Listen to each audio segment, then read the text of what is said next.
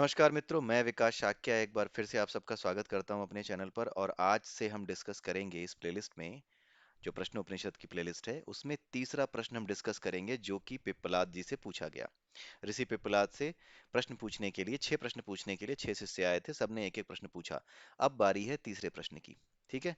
अब ये जो तीसरा प्रश्न है, पहला श्लोक जो है ये तीसरे प्रश्न को जो डेडिकेटेड है, उसमें पहले श्लोक में डिटेल दी गई है कि किसने ये प्रश्न पूछा और क्या पूछा, वो क्या जानना चाहते हैं। तो पूछने वाले का नाम है कौशल्य और इनके पिता का नाम था अश्वल। अगर आप जनरल नॉलेज बढ़ाना चाहें कि अश्वल क्या थे, कौशल्य कौन थे, ठीक है, तो आप अलग से डिटेल में इनके बारे में पढ़ सकते हैं। ठीक है, जानना चाहिए तो अगर आप चाहें तो आप जान सकते हैं, लेकिन जो हमारा वीडियो है उसकी विषय वस्तु है कॉन्सेप्ट को समझना, इसलिए इनके बारे में डिटेल में मैं आपको नहीं बताऊंगा। लेकिन हाँ, मैं सजेस्ट करूंगा, रिकमेंड करूंगा कि आपको अवश्य ही इन महान लोगों के बारे में, जिन्होंने ऐसे प्रश्न किए, उनके जीवन के विषय में, उनकी विशेषताओं के विषय में, उन्होंने क्या क्या काम किए, उनके बारे में आपको जानना और समझना जरूर चाहिए। ये सब मोटिवेशन सोर्स होते हैं।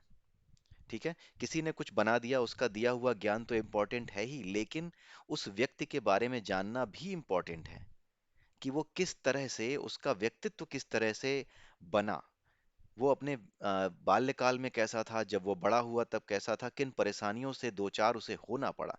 ये मोटिवेशन का आपके लिए सोर्स बनते हैं।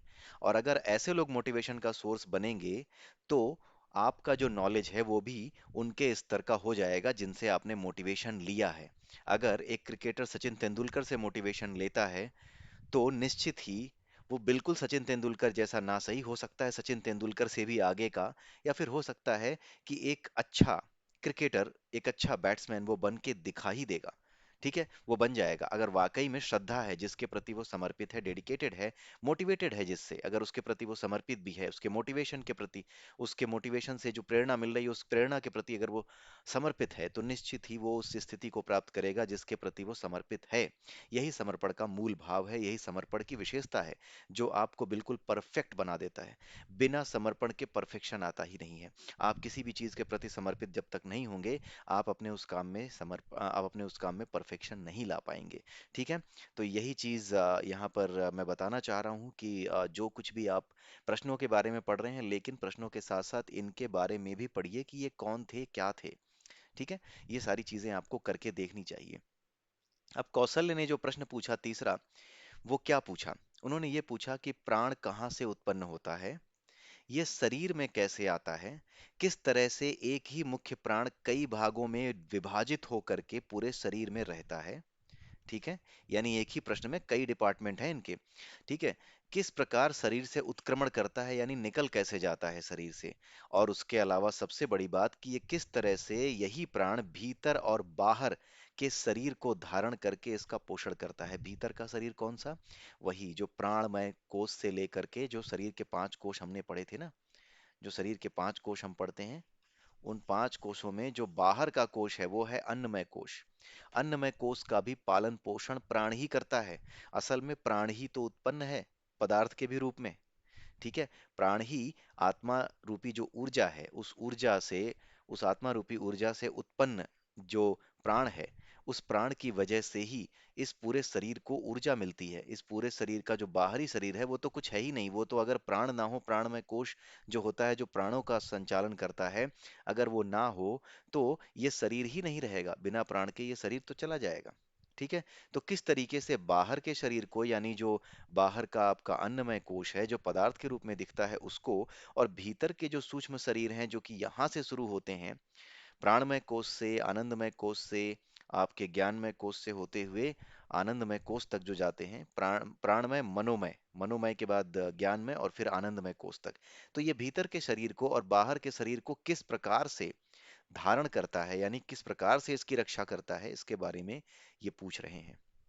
अब पिप्पलाद जो उत्तर देते हैं वो उत्तर भी बड़ा इंटरेस्टिंग है। वो भी आपको समझना चाहिए कि वो यहाँ कहना क्या चाह रहे हैं। ठीक है। जो पिप्पलाद ऋषि हैं वो कहते हैं कि तू सबसे ज्यादा कठिन प्रश्न पूछ रहा है, किंतु तू ब्रह्मवेत्ता है, इसलिए मैं तेरे प्रश्नों का उत्तर देता हूँ। इसका क्या मतलब है? आप इसको समझने की कोशिश कीजिएगा कि यहाँ जो बात कही जा रही है पिपला जी के द्वारा उसका क्या मतलब है। वो सबसे पहले तो कह रहे हैं कि तुम कठिन प्रश्न पूछ रहे हो। कठिन प्रश्न का मतलब क्या है? कठिन प्रश्न का मतलब ये है कि ये जो 6 शिष्य आए हैं, जिस उद्देश्य से यहाँ आए हैं, जिस तरह के प्रश्न की अपेक्षा मैं इनसे करता हूँ, उन प्रश्नों से कहीं अधिक स्तर का प्रश्न तूने पूछा है। जैसे एक क्लास में एक टीचर हो, वो टीचर पढ़ा रहा हो क्लास 9th की बुक, क्लास 9th के स्टूडेंट्स को पढ़ा रहा हो, अचानक से 9th क्लास का एक स्टूडेंट इस तरह का क्वेश्चन पूछे जो कि कॉन्सेप्चुअल आंसर जिसका क्लास 11th और क्लास 12th की बुक में अवेलेबल है, राइट? यानी कि अपने भी एक दर्जे से ऊपर का वो क्वेश्चन पूछ ले। क्वेश्चन पूछना भी एक बहुत बड़ी बात है। अगर आप क्वेश्चन पूछ पाते हैं अपने स्तर से ऊपर का, तो वाकई में आपकी प्रज्ञा का स्तर ऊपर है। ठीक है, ये एक बहुत बड़ी बात है। तो अगर आपके प्रज्ञा का स्तर उस लेवल का है, तो जरूरी नहीं है कि आप क्लास 9 में हैं तो आपको उसका उत्तर नहीं दिया जा सकता। अगर आपकी प्रज्ञा का लेवल, आपकी बुद्धि का लेवल क्लास 9 से उठ करके क्लास 11th और 12th में जो जो चीजें समझाई गई हैं, उन चीजों से रिलेटेड, कॉन्सेप्ट से रिलेटेड क्वेश्चन अगर आप अभी पूछ रहे हो, तो इसका सीधा सा मतलब है कि आप उसका उत्तर भी समझ सकते हो। प्रश्न की गहराई से ही ये पता चलता है कि शिष्य का स्तर क्या है और वो किन बातों को समझ सकता है। इसीलिए प्रश्न पूछना बहुत इंपॉर्टेंट होता है। कहीं पर भी जब आप स्टूडेंट लाइफ में हो तो प्रश्न पूछने से बिल्कुल भी ना घबराएं, बिल्कुल प्रश्न पूछें ही पूछें।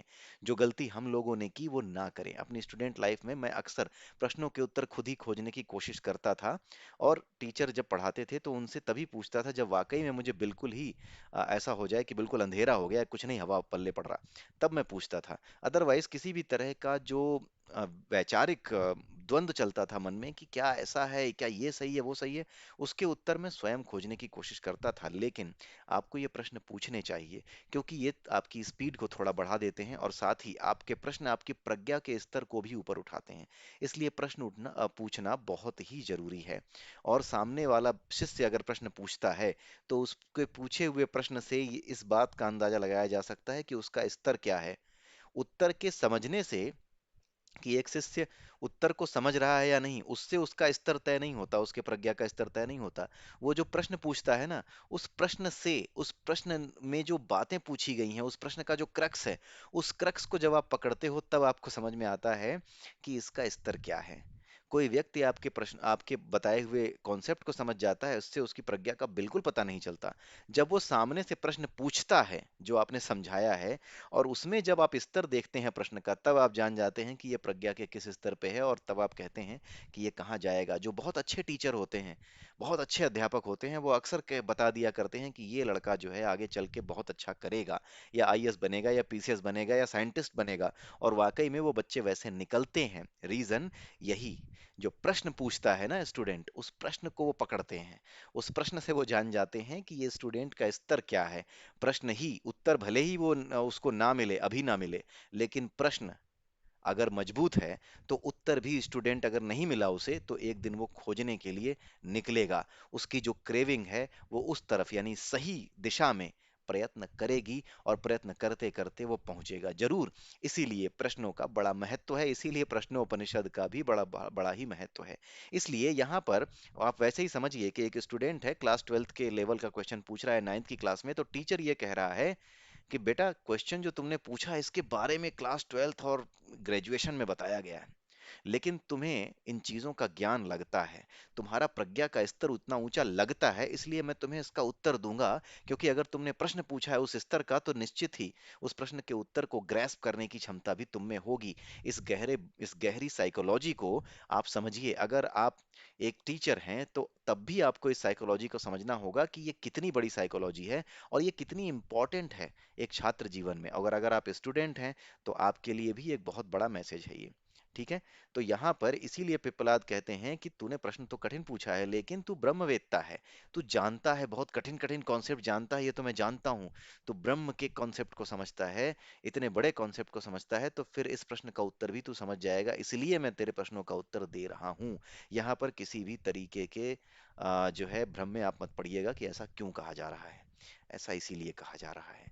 ये एक साइकोलॉजिकल अंडरस्टैंडिंग की बहुत बड़ी जो है व्याख्या यहाँ पर की गई है आपके प्रश्नोपनिषद में। आइए अब तीसरा श्लोक देखते हैं।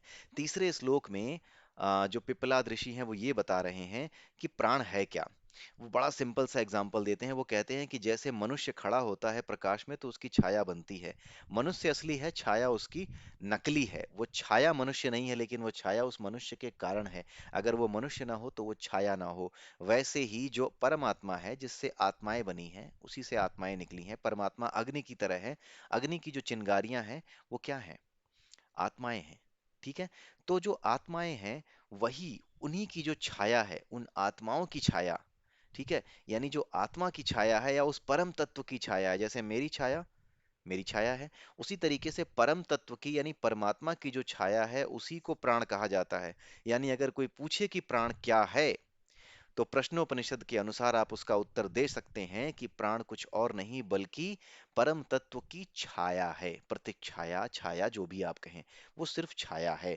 क्योंकि वो छाया है, इसीलिए ये मैं कहीं से अपने आप से नहीं बता रहा हूं। ये आपके प्रश्नोपनिषद में जो आपकी बुक है, आप कोई भी बुक उठा करके पढ़ें, उसमें जब आप इसको देखेंगे समझेंगे, तो उस बुक में ये चीजें साफ लिखी गई हैं, समझाई गई हैं। मैं गीता प्रेस गोरखपुर की बुक को रेफर करता हूं, तो आप भी अगर रेफर करना चाहें तो आप उसे रेफर करें, क्योंकि मुझे वो सबसे सही लगती है। ठीक है। तो अगर आप देखें तो वहां पर यह बताया जा रहा है कि जो प्राण है, क्योंकि वो छाया है आत्मा की, इसलिए वो सत्य नहीं है, वो भी मिथ्या ही है। प्राण मिथ्या ही है। अगर आत्म तत्व ना हो तो प्राण नहीं होगा। प्राण का कोई महत्व नहीं है बिना आत्म तत्व के। ठीक है। तो जो प्राण है वो बिना आत्मा के यानी बिना परमात्मा के एग्जिस्ट ही नहीं करता। उसकी छाया है। छाया होने का मतलब क्या है? सह अस्तित्व है। यानी को एग्जिस्टेंस है। इंग्लिश में को एग्जिस्टेंस कहते हैं। सह अस्तित्व है दोनों का। अगर मैं हूं तो ही मेरी छाया है, और साथ में प्रकाश भी होना चाहिए। ठीक है। तो तीन चीजों की उपस्थिति आवश्यक है। प्रकाश की, मेरी, तब जा करके छाया बनती है। तीसरी चीज, छाया बनाने में तीन चीजें हैं। ठीक है। पहला चीज प्रकाश, दूसरी चीज मेरा शरीर, और कैसा शरीर? स्थूल शरीर। और उसके बाद जो बनेगी वो छाया। तो ये तीन तत्व छाया बनाने को निर्धारित करते हैं। ठीक है। तो ईश्वरीय प्रकाश जो परमात्मा है, वो आत्मा के माध्यम से, उसके प्रतीक छाया के माध्यम से, उसकी छाया बन करके इस संसार में मिथ्या रूप में रहता है। लेकिन जिस तरीके से हमारी छाया जब चलती है तो ऐसा लगता है कि कुछ तो चल ही रहा है, उसी प्रकार से माया की वजह से ये जो आत्मा है, जब इसकी छाया यानी प्राण जब शरीरों में पड़ते हैं, तो वो प्राण यानी जब पदार्थों में पहुंचते हैं, शरीरों का मतलब पदार्थों में जब वो प्राण पहुंचते हैं, तब जा करके आप ये समझ लीजिए कि आत्मा की छाया है ये शरीर। ये शरीर छाया है किसकी? आत्मा की। और हमारी छाया हमारी छाया है। हमारी छाया हमारी छाया है। हमारा हमारे द्वारा रोका गया प्रकाश है, उसकी प्रतीक छाया है। लेकिन हम स्वयं आत्मा की छाया है। ठीक है। आप ऐसे समझिए, यही बात यहाँ समझाई गई है। इसीलिए हम मिथ्या तत्व हैं। ठीक है। तो जो हमारा अस्तित्व है वो क्या है? वो आत्मा की छाया के रूप में है। आत्मा की छाया के रूप में प्राण उत्पन्न है। वो प्राण ही जब इस शरीर में पहुंचता है, तब ये शरीर क्या करने लगता है? चलने लगता है। जब आत्मा चलती है तो प्राण चलता है। ठीक है। आत्मा कैसे चलती है, इसके बारे में एक बहुत अच्छी बुक है, अगर आपको कहीं से मिले, हालांकि अब वो नहीं मिलेगी क्योंकि बहुत ही विशेष बुक है। उसका नाम है कली हनुवाड़ी। आप इसकी चिंता मत कीजिए। अगर आप हमारे चैनल पे जुड़े हुए हैं और अगर आपको ये किताब नहीं भी मिलती है, हमारे चैनल पर कली हनुवाड़ी पूरी की पूरी पुस्तक मैं एक सिरे से लेकर के आखिरी सिरे तक लेकर के चलूंगा। उसको हम डिस्कस करेंगे, उसको हम समझेंगे। ठीक है। बहुत जरूरी किताब है। उसके अलावा एक और चीज जल्दी ही मैं लेकर के आने वाला हूँ, दूसरी प्लेलिस्ट। उस प्लेलिस्ट का नाम होगा कैवल्य दर्शन। ये जो कैवल्य दर्शन है, ये एक जो है, आपने अगर नाम सुना हो तो स्वामी योगानंद जी महाराज थे। योगानंद सरस्वती, जिनकी एक बुक आती है आत्मकथा, एक योगी की आत्मकथा, ऑटोबायोग्राफी ऑफ अ योगी। ठीक है। तो उनके जो गुरु हैं, जिनका नाम है युक्तेश्वर गिरी, उन्हीं के द्वारा ये कैवल्य दर्शन, उन्हीं के विचारों से बनी हुई है ये कैवल्य दर्शन। उन्होंने जो विचार रखे इस संसार को लेकर के, आत्मा को लेकर के, शरीर के तत्वों को लेकर के, जिन तत्वों से शरीर बना है उनको लेकर के, उन सब की व्याख्या जिस दर्शन शास्त्र में की गई है उसे कैवल्य दर्शन कहते हैं। युक्तेश्वर गिरी द्वारा इसकी रचना की गई है। ये गुरु थे उनके, आपके जो परमहंस योगानंद हैं, जिनकी बुक आती है ऑटोबायोग्राफी ऑफ अ योगी। ठीक है। अगर आपको कभी भी मौका मिले तो उस किताब को जरूर पढ़िएगा। ठीक है। और ये शरीर में कैसे आता है? मन के संकल्प से आता है। आपको पता है कि शरीर में एक मनोमय कोश होता है। जब बाहर का शरीर मर जाता है तो ये मनोमय कोश निकल जाता है। किसके साथ? प्राणमय कोश के साथ। प्राणमय, फिर मनोमय, फिर ज्ञानमय, आनंदमय, ये चारों कोश निकल जाते हैं। और निकल करके कैसे पदार्थ का रूप धारण करते हैं? जैसी वासना मन में होती है। वासना जिस प्रकार की होती है उसी के अनुसार आपके मन की तरंग दैर्ध्य, आपके मन की जो तरंग होती है, आपके मन की जो आवृत्ति होती है वो बदलती है। जिस तरह की आवृत्ति होती है, जिस तरह के शरीर में ये अपने आप को व्यक्त कर सकती है, कुत्ते बिल्ली गधे घोड़े, जिस शरीर में भी ये व्यक्त कर सकती है उसी शरीर में ये प्रकट हो जाती है। लेकिन शरीर में प्रकट होने के लिए क्या चाहिए? प्राण चाहिए। तो प्राण जो है किसकी वजह से आते हैं? मन के संकल्प की वजह से। पदार्थ कब बनता है? जब तक मुक्ति नहीं हुई है। मुक्ति कब तक नहीं है? जब तक मन के अंदर वासनाएं हैं तब तक मुक्ति नहीं हुई है। और जब तक मन के भीतर वासनाएं हैं, शरीर छोड़ते ही उन वासनाओं के कारण फिर से एक शरीर में, जिस शरीर में ये ऊर्जा व्यक्त हो सकती है, उस शरीर में प्राण फिर से व्यक्त होते हैं, ताकि ये जो मतलब ये जो मनोमय कोश में जो वासनाएं हैं उसको जिया जा सके एक नए पदार्थ के भीतर। जैसी वासना वैसा पदार्थ। अगर जानवरों जैसी प्रवृत्ति बनाई है तो जानवरों जैसा पदार्थ, यानी जो अगला जन्म है वो जानवरों जैसा।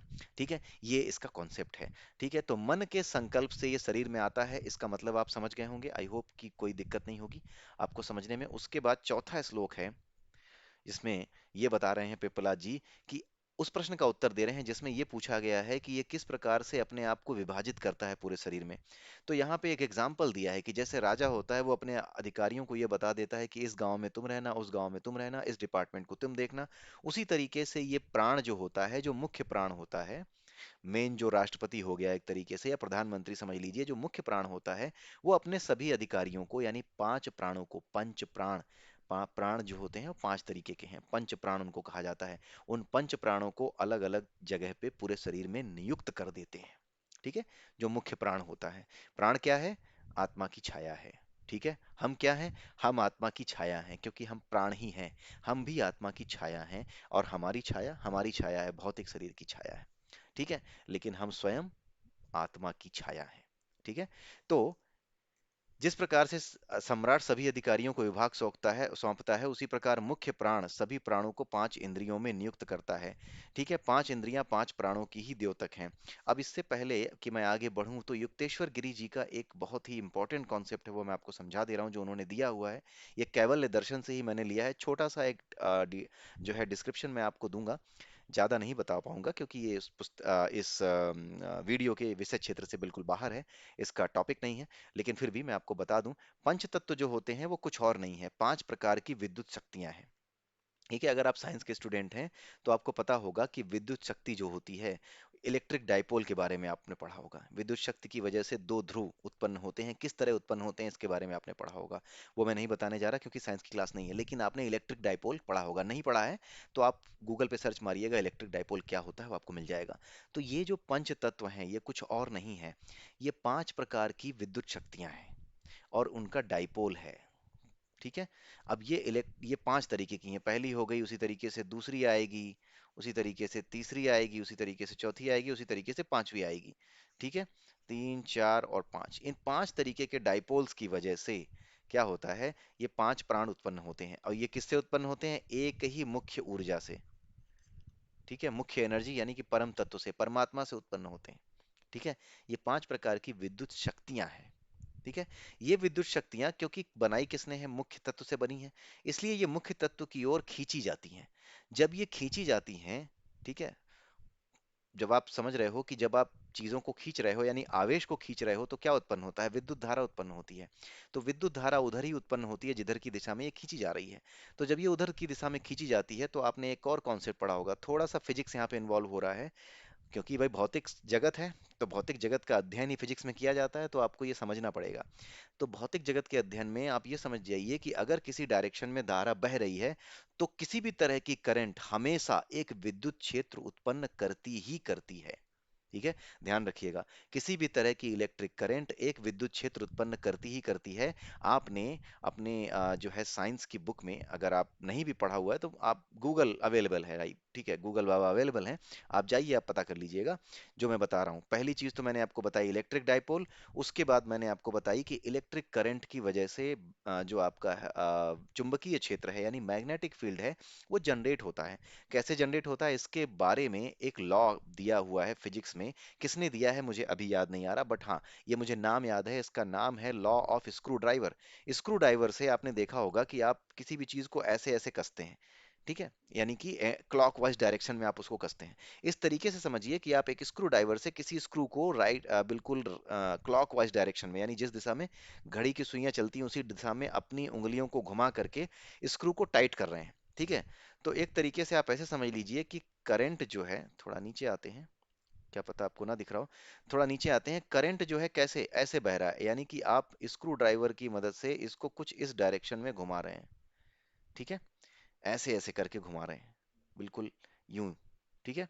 तो जिस डायरेक्शन में आप इसे घुमाते हैं, क्लॉकवाइज डायरेक्शन में, धारा जिस दिशा में बह रही है, उसी दिशा को मान लीजिए कि उसी दिशा में आप क्या कर रहे हैं, स्क्रू टाइट कर रहे हैं। अगर ऊपर की दिशा में स्क्रू टाइट कर रहे हैं तो आप ऐसे घुमाएंगे, ठीक है, इधर की ओर घूमेगी, ऐसे करके घूमेगी, इस तरीके से। तो जिस दिशा में घूम रही है उसी दिशा में, इसी दिशा में जो है ये एक क्या है, ये कुछ और नहीं है, इसी दिशा में उत्पन्न होने वाला चुंबकीय क्षेत्र होता है, यानी मैग्नेटिक फील्ड होता है। अगर आप धारा की दिशा नीचे कर दें, यानी इलेक्ट्रिक करंट नीचे आ रही हो, तब आप क्या करेंगे, तब आप जो स्क्रू ड्राइवर घुमाएंगे वो कैसे घुमाएंगे, फिर आप ऐसे घुमाएंगे, ठीक है, बिल्कुल इस तरीके से, ठीक है, ऊपर से रखा हुआ है, ऐसे घुमा रहे हैं। तो जिधर घुमा रहे हैं, जिधर की ओर घूम रहा है, उसी डायरेक्शन में एक चुंबकीय क्षेत्र उत्पन्न हो जाता है, मैग्नेटिक फील्ड उत्पन्न हो जाता है। यही स्क्रू ड्राइवर का नियम है, आप पढ़ लीजिएगा, लॉ ऑफ स्क्रू ड्राइवर, ठीक है, रूल ऑफ स्क्रू ड्राइवर, कि कैसे चुंबकीय क्षेत्र विद्युत धारा के प्रवाह से उत्पन्न होता है। यही चीज जो है उसमें युक्तेश्वर गिरी जी ने समझाई है इसी के माध्यम से। और मैं ये बता दूं कि युक्तेश्वर गिरी ने ये बुक अभी नहीं लिखी है, ये अभी इस संसार में हमारे बीच में नहीं है, ठीक है। ये जो बुक आई थी, जो इनसे बात करके इनके विचारों को जान करके लिखी गई थी, वो बहुत पहले 1800, मतलब 1900 आने वाला था, अराउंड 1898 या समथिंग लाइक दैट, उसके समय ये लिखी गई थी, 1890 88 जो भी हो, 1898 या 88 है, बहुत पुरानी है। मतलब 19वीं सदी का, 19वीं शताब्दी का जब अंत हो रहा था, जब 19वीं शताब्दी यानी 1900 जब शुरू होने वाला था, तो उस 19वीं शताब्दी के अंतिम भाग में ये बुक लिखी गई थी, जब इतना ज्यादा इन चीजों की बात भारत में तो एटलीस्ट नहीं हो पा रही थी, पूरी दुनिया में भी साइंस इस लेवल पे नहीं पढ़ाई जा रही थी।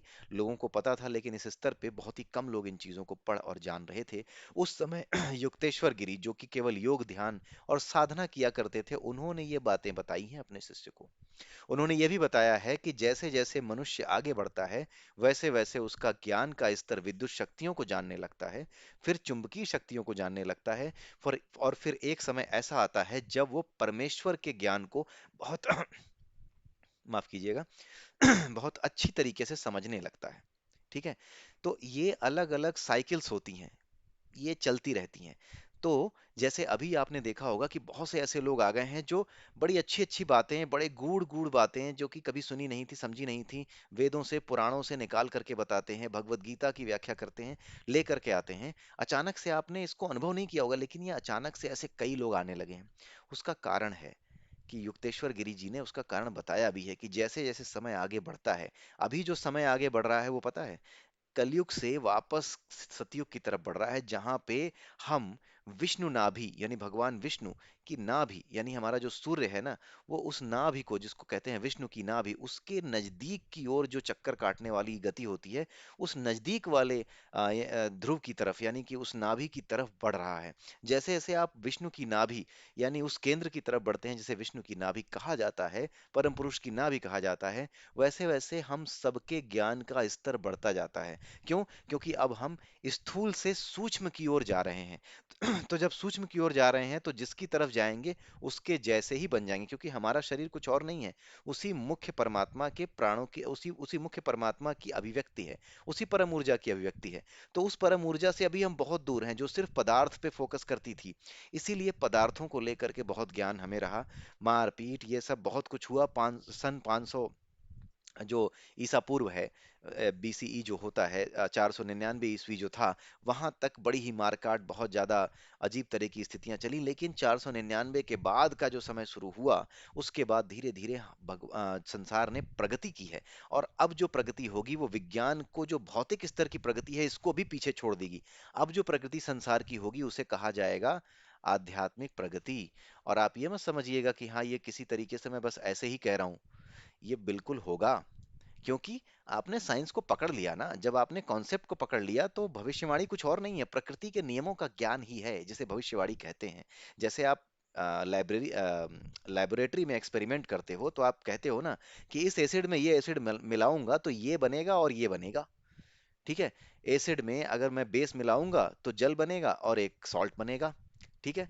ये सारी चीजें आप पढ़ते हो तो ये क्या है, जब आप उन तत्वों को जानते हो, उसके नियम को जानते हो, तभी तो आप कह पाते हो कि ये बनेगा। उसी तरीके से जब आप प्रकृति के नियम को जान जाते हो, इस आध्यात्मिक संसार के नियम को जान जाते हो, तो जो कुछ आप कहते हो वो भविष्यवाणी इस संसार में समझी जाती है। वो कुछ और है नहीं, प्रकृति के नियमों की बस व्याख्या है। ठीक है। लोगों को बड़ी ही फैसिनेटिंग लगती है कि फ्यूचर में क्या होगा। बहुत मूर्खतापूर्ण बात है। कोई जरूरत नहीं है जानने की। प्रकृति के नियमों को समझने की कोशिश कीजिए। अगर आपकी इतनी इच्छा है कि भविष्य जानना है तो उसे क्यों जानना। आप बेहतर ज्ञान हासिल कीजिए, उपनिषदों को पढ़िए। क्यों उसे जानना है कि भविष्य में क्या हो रहा है, आप खुद जान जाएंगे। क्या करेंगे भविष्य जान करके, बदल देंगे उसे। पास्ट बदल दिया आपने, प्रेजेंट बदल दिया आपने। आपका प्रेजेंट जो है पास्ट की छाया है, आपका फ्यूचर प्रेजेंट की छाया होगा। ठीक है, क्या बदल लिया आपने। तो इसके चक्कर में पढ़ने का मतलब नहीं है। इसलिए बेहतर यह है कि आप उपनिषदों की तरफ, भगवत गीता की तरफ, अगर आपको इन चीजों में इंटरेस्ट है भी, तो सत्य की तरफ चलें, आध्यात्मिक ज्ञान की तरफ चलें। ठीक है। आई होप कि आपको ये समझ में आ गया होगा। और ये जो पांच तत्व हैं, यानी पांच प्रकार की जो विद्युत शक्तियां हैं, इन्हीं विद्युत शक्तियों को मिला करके कारण शरीर या ईश्वर का पुत्र कहा जाता है। यही कारण शरीर है, इसी को ईश्वर का पुत्र कहा जाता है। कारण शरीर ही सबसे आखिरी लेवल का शरीर है। कारण शरीर इसको क्यों कहा जाता है, ईश्वर का पुत्र क्यों कहा जाता है, क्यों? क्योंकि इसमें सिर्फ पांच प्रकार की विद्युत शक्तियां हैं और किसी चीज की बात नहीं हो रही। ना प्रकृति के तीन गुणों की बात हो रही है, नहीं हो रही है। ना ही इसमें सतरज तम यानी तीन गुणों की अभी हमने बात की, उसकी कोई बात नहीं हो रही। उसके अलावा प्रकृति के अन्य तत्व, मन बुद्धि अहंकार, उनकी भी बात नहीं हो रही है। ये सिर्फ और सिर्फ पांच प्रकार की विद्युत शक्तियां हैं, बिल्कुल प्योर। इन्हीं से अब बाकी चीजें उत्पन्न होनी है। ठीक है।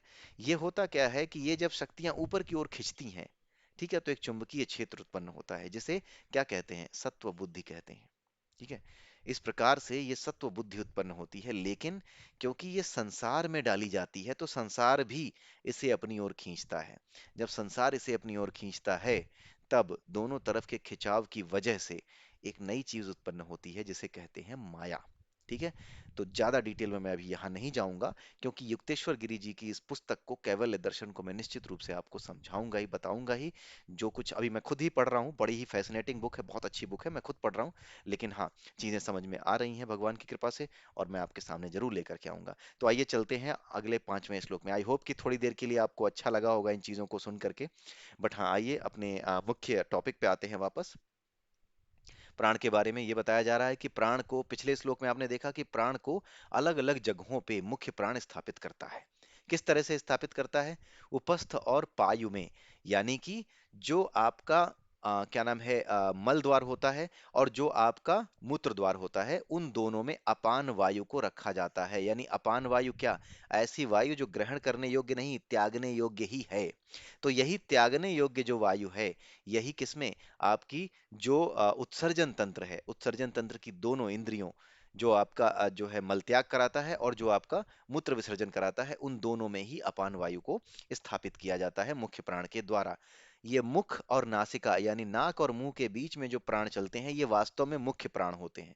यानी एक हो गई प्राण वायु, दूसरी हो गई आपकी अपान वायु। पांच वायु होती हैं, प्राण हो गई, अपान हो गई, यही प्राण है। प्राण, अब वायु हो गई, अपान वायु हो गई। अब तीसरा आता है समान वायु। ये समान वायु कहाँ होती है? ये आपकी नाभि के पास होती है। नाभि के पास समान वायु होती है, ऊपर पान वायु रहती है, नीचे अपान वायु रहती है।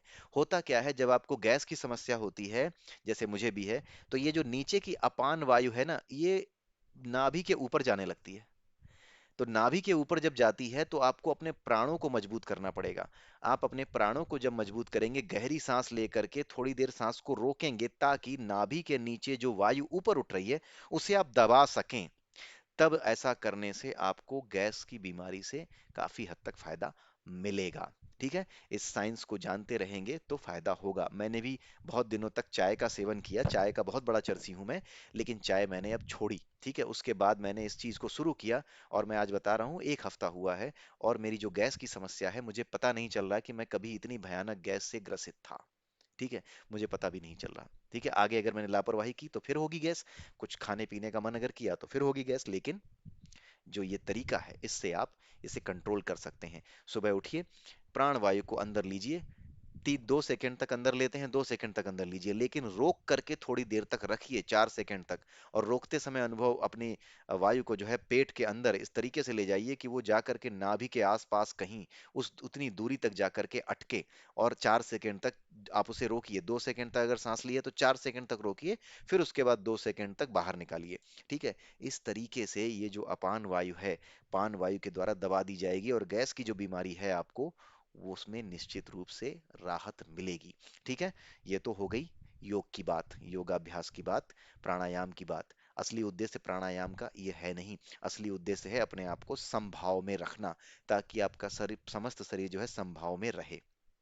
ठीक है, तो मध्य में यानी कि नाभि देश में क्या रहती है, समान वायु रहती है। और इसका काम क्या है, इस समान वायु का काम है खाए हुए अन्न से जो ऊर्जा मिली है उस ऊर्जा को पूरे शरीर में पहुंचाना। यही पूरे शरीर में घूमती रहती है वयान वायु। यही पूरे शरीर में खाए हुए अन्न से जो ऊर्जा उत्पन्न होती है, उसी अन्न से उत्पन्न ऊर्जा को पूरे शरीर में पहुंचाती है। तो पूरे शरीर में यह व्याप्त है, तो पूरे शरीर में व्याप्त होने के कारण ही इसे व्यान कहा जाता है, व्यान, व्याप्त। ठीक है, अब इसी प्राणाग्नि से, अग्नि अब यहाँ पे कहा जा रहा है प्राण को, इससे दो नेत्र, दो कर्ण, ये नाक और ये एक रसना यानी जीभ, ये उत्पन्न होते हैं, इसी प्राणाग्नि से ही स्थित स्थित होते हैं। ये जो प्राण होते हैं ना, मुख्य प्राण जो थे, तीन की बात हो गई, एक हो गई अपान की, एक हो गई पान की, एक हो गई व्यान की। अब प्राण प्राण के बारे में दोबारा बताया जा रहा है, प्राण के बारे में ये बताया जा रहा है कि ये अग्नि है, ये अग्नि बन करके नेत्रों, कर्ण, नासारंध्र और रसना यानी जीभ, स्वाद लेने वाली इंद्रिय, इन सबको प्रभावित करता है। क्यों प्रभावित करता है, अग्नि क्यों कहा गया है? जैसे आंख है, जैसे कान है, ये इनपुट डिवाइसेस हैं हमारे शरीर में, ये इनपुट लेती हैं। ठीक है, इनमें हमेशा एक क्रेविंग रहती है, जिसमें भी क्रेविंग है वो बिना अग्नि के नहीं होती, बिना उसके नहीं होती। ठीक है, क्या नाम है, प्राणों के, बिना प्राणों के क्रेविंग नहीं, बिना प्राण वायु के क्रेविंग नहीं होगी। ठीक है, तो ये जो क्रेविंग है, ये नेत्र में है, कर्ण में है, नासिका रंध्र में है, क्योंकि इससे बदबू, खुशबू सबका आभास करते हैं। कर्ण अच्छी बुरी बातें सुनने के लिए, नेत्र अच्छे बुरी चीजें देखने के लिए हम लालायित रहते हैं, परेशान रहते हैं कि देखने को मिल जाए क्या चल रहा है। ठीक है, उसी तरीके सुनने को मिल जाए क्या चल रहा है, क्या बदबू आ रही है, क्या पक रहा है। ठीक है, सुगंध आ रही है, दुर्गंध आ रही है, कोई मर गया है क्या, कुछ पक रहा है क्या।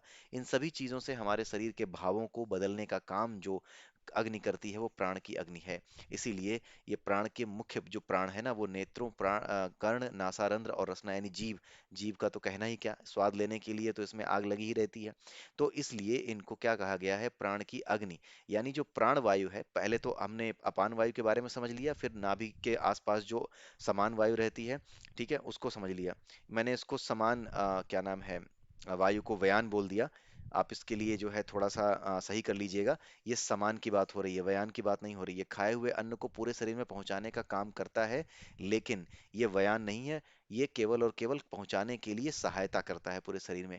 जो व्यान है वो पूरे शरीर में व्याप्त रहती है, और इस शरीर से प्राप्त ऊर्जा को शरीर के हर कोने में पहुंचा करके उसको पुष्ट करती है, वो वयान वायु है। अभी अगले अगले श्लोक में आएगा, तो यहाँ पर एक गलती हो गई थी, उसे आप सुधार लीजिएगा।